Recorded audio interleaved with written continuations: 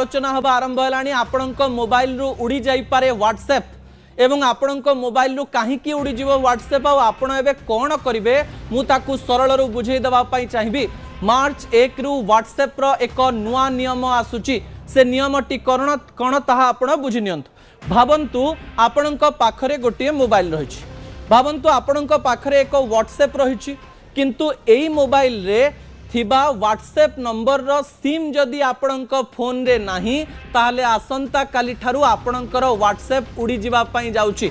अर्थात जदि आपण निजर व्हाट्सएप को सुरक्षित रखिबा पई चाहुचंती ताहले आपणकू एमिति एक नंबर रे व्हाट्सएप खोलिबा पई पड़िबो जेउ नंबर रो सिम टी व्हाट्सएप खोला जाइथिबा मोबाइल रे रहिची।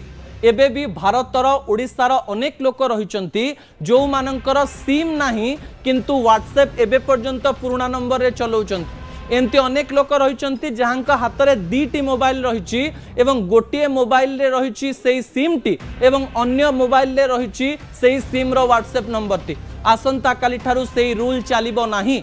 अर्थात आपणकर गोटिए मोबाइल रे जो नंबर रही से नंबर सहित संश्लिष्ट थिबा व्हाट्सएप को सही मोबाइल रे ही खोली हेबो एवं अन्य कोनोसी मोबाइल रे सही व्हाट्सएप को खोली हेबो नाही।